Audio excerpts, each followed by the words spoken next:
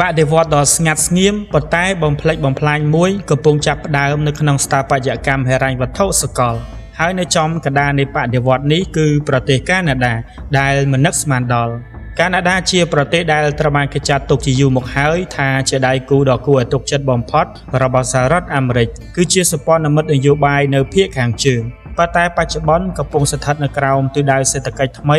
ដែលកំណត់ដោយអ្នកនយោបាយនិងអ្នកហិរញ្ញវត្ថុដែលមានឥទ្ធិពលខ្ពស់គឺលោក Mark Carney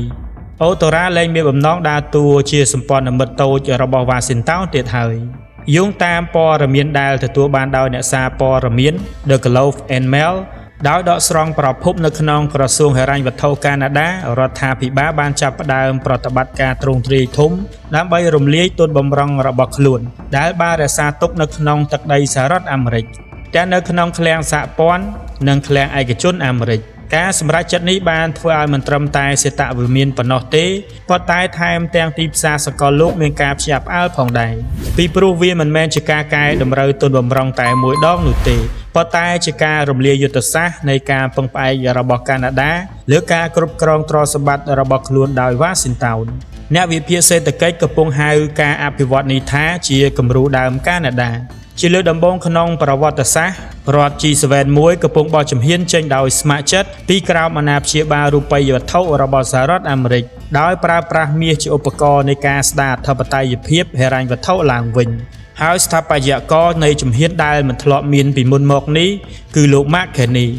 ឥទ្ធិពលរបស់លោកលើយុទ្ធសាស្ត្រសេដ្ឋកិច្ចរបស់កាណាដាគឺធំធេងណាស់ហើយប្រភពនៅអូតារ៉ាបាននិយាយថាលោកផ្ទាល់បានត្រួតពិនិត្យការរៀបចំផែនការសម្ងាត់មួយដើម្បីប្រទេសនេះចេញពីហេដ្ឋារចនាសម្ព័ន្ធហិរញ្ញវត្ថុអាមេរិកមូលហេតុគឺសាមញ្ញគោលនយោបាយរបស់លោក Donald Trump ដែលបានដាក់លើការនាំចេញរថយន្តនិងឧស្សាហកម្មរបស់កាណាដាបានដាក់សេដ្ឋកិច្ចរបស់ប្រទេសនេះឲ្យពឹងផ្អែកដោយផ្ទាល់លើការសម្រេចចិត្តដែលធ្វើឡើងដោយសេតវិមានខណៈដែលជប៉ុនបានឆ្លើយតបដោយកំណត់គោលដៅទៅលើទុនបម្រុងមាសដែលកាន់កាប់ដោយសហរដ្ឋអាមេរិកនៅញូវយ៉កកាណាដាកំពុងទៅមុខបន្ថែមទៀតវាកំពុងប្រាប់ Washington ថាខ្លួននឹងលែងរក្សាទុកទ្រព្យសម្បត្តិរបស់ខ្លួននៅសហរដ្ឋអាមេរិកទៀតហើយយោងតាម Bloomberg កាណាដាចំណែកនៃមាសកាណាដាដែលកាន់កាប់នៅក្នុងឃ្លាំងសហរដ្ឋអាមេរិកកំពុងរួមតូចយ៉ាងឆាប់រហ័សដោយមានការដឹកជញ្ជូនជាបន្តបន្ទាប់ត្រូវបានផ្លាស់ប្ដូរទៅកាន់ម៉ុងរ៉េអាល់ឬលួននៅទីផ្សារបដូរប្រាក់សកលហើយប្រាក់ចំណូលត្រូវបានបំផ្លែងទៅជាប្រាក់អឺរ៉ូ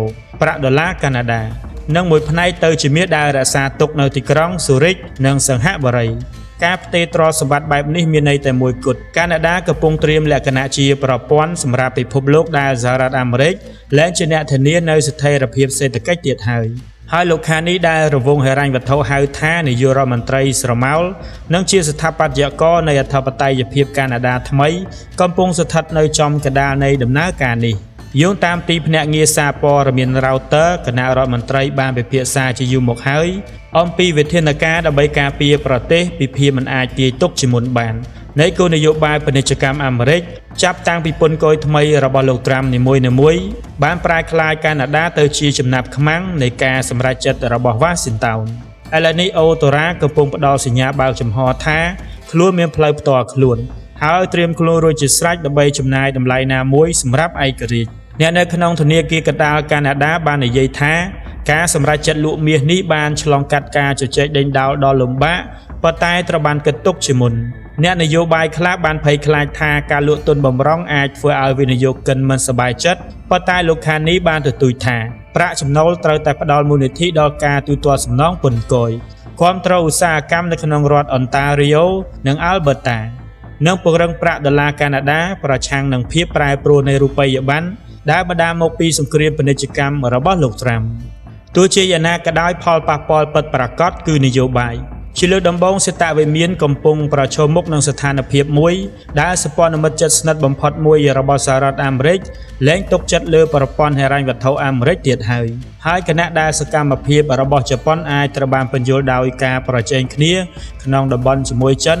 ចលនារបស់កាណាដាគឺជាសារផ្ទាល់ដែលថាសម្ព័ន្ធមិត្តលែងមានឆន្ទៈធ្វើតាម Washington ដោយងងឹតងងល់ទៀតហើយយោងតាមអ្នកវិភាគនៅ Goldman Sachs ការសម្រេចចិត្តរបស់កាណាដាអាចក្លាយជាចំណុចដែលមិនអាចត្រឡប់ក្រោយបាននៅក្នុងប្រវត្តិសាស្ត្រសេដ្ឋកិច្ចសកល ប្រសិនបើទោះបីជាប្រទេសដូចកាណាដាចាប់ផ្ដើមដកមាសចេញពីសហរដ្ឋអាមេរិកក៏ដោយទំនុកចិត្តលើហេដ្ឋារចនាសម្ព័ន្ធហិរញ្ញវត្ថុអាមេរិកអាចប្រឈមមុខនឹងការដួលរលំដោយបង្កឲ្យមានឥទ្ធិពលដូមីណូដែលវាយប្រហារដល់ប្រាក់ដុល្លារខ្លួនឯងវ៉ាស៊ីនតោននយោបាយកំពុងមានប្រតិកម្មយ៉ាងខ្លាំងក្លារួចទៅហើយអ្នកនៅក្នុងវ៉ាស៊ីនតោនផុសបានរាយការណ៍ថាលោកត្រាំមានការខឹងសម្បារយ៉ាងខ្លាំងនៅពេលដែលគាត់បានដឹងអំពីរលកទី2នៃការដកមាសរបស់កាណាដាហើយបានទាមទារឲ្យមានការរៀបចំវិធានការសេដ្ឋកិច្ចប្រឆាំងនឹងសម្ព័ន្ធមិត្តរបស់លោកខេននីនៅអូតូរ៉ារហូតដល់ការកែប្រែឯកសិទ្ធិពាណិជ្ជកម្ម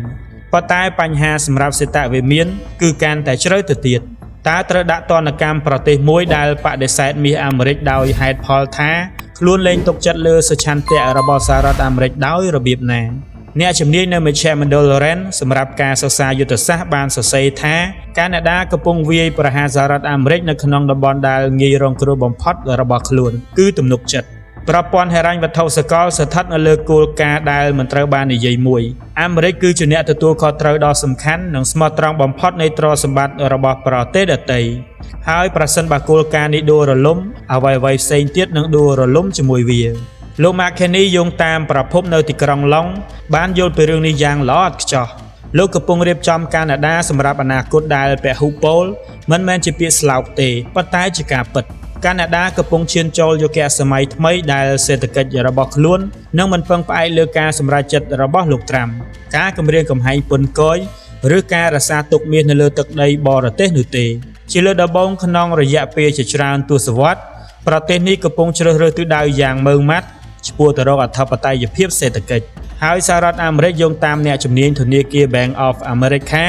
កំពុងតែចាប់ផ្ដើមដឹងថាអ្វីដែលកំពុងប្រឈមមុខនឹងហានិភ័យនៅពេលនេះគឺមិនមែនត្រឹមតែប្រាក់ដុល្លារប៉ុណ្ណោះទេប៉ុន្តែជាប្រព័ន្ធទាំងមូលដែលពួកគេបានកសាងឡើងបន្ទាប់ពីសង្គ្រាមលោកលើកទី2ប្រសិនបើវ៉ាស៊ីនតោនបរាជ័យក្នុងការថែរក្សាទំនុកចិត្តរបស់ដៃគូជិតស្និទ្ធបំផុតរបស់ខ្លួនជំហានបន្ទាប់នឹងជាការហូរចេញដ៏ធំនៃមាសពីឃ្លាំងអាមេរិកពេលនោះហើយដែលប្រាក់ដុល្លារអាមេរិកអាចនឹងឃើញខ្លួនឯងនៅក្នុងតំណែងជារូបិយប័ណ្ណដែលលែងត្រូវបានទុកចិត្តជាលើកដំបូងក្នុងរយៈពេល100ឆ្នាំ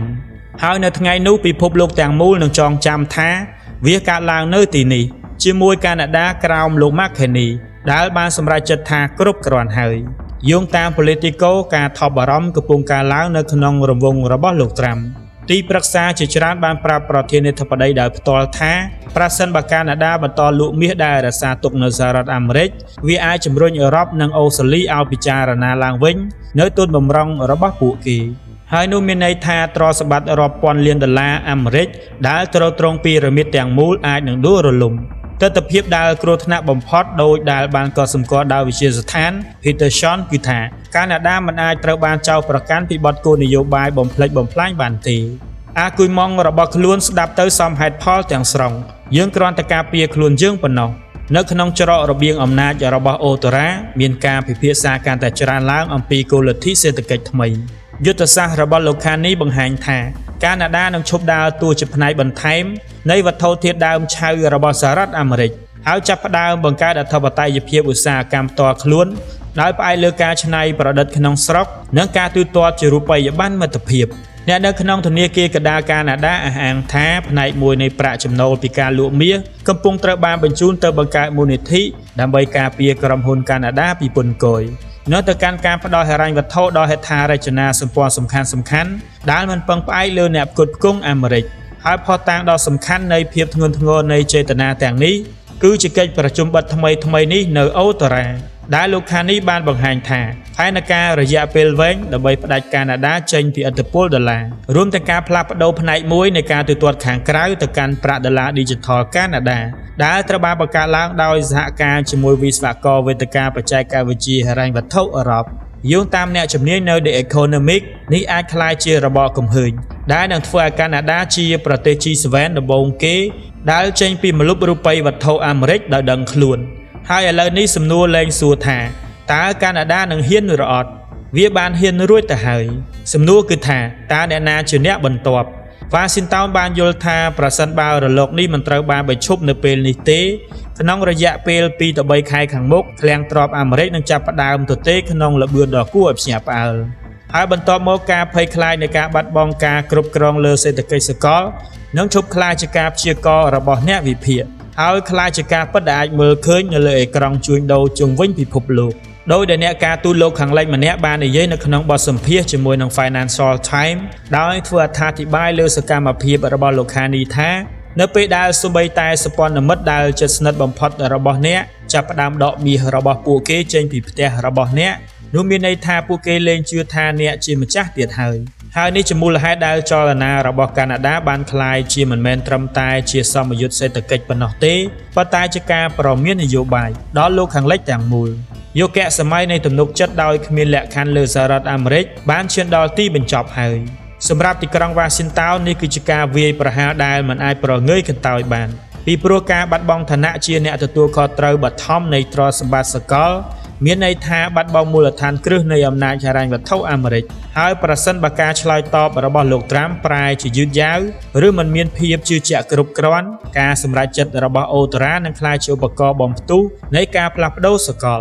ដែលនឹងសរសេរឡើងវិញនៅច្បាប់នៃសេដ្ឋកិច្ចពិភពលោកសម្រាប់ទសវត្សរ៍ខាងមុខបន្ទាប់ពីទស្សនាវីដេអូនេះចប់តើបងប្អូនទាំងអស់គ្នាគិតថាតើការសម្រេចចិត្តរបស់កាណាដាក្នុងការដកមាសនេះត្រូវបានគំមើលឃើញថាជាការវាយប្រហារទៅលើគោលការណ៍សំខាន់អ្វីនៃប្រព័ន្ធហិរញ្ញវត្ថុសកលហើយតើអ្វីជាហានិភ័យដ៏ធំបំផុតដែលសហរដ្ឋអាមេរិកអាចនឹងប្រឈមមុខប្រសិនបើសម្ព័ន្ធមិត្តសំខាន់ផ្សេងទៀតចាប់ផ្ដើមធ្វើតាមកាណាដាសូមខមមិននៅខាងក្រោមវីដេអូដើម្បីឲ្យ admin បានដឹងពីចម្លើយរបស់បងប្អូនទាំងអស់គ្នាជួបគ្នានៅវីដេអូបន្តទៀត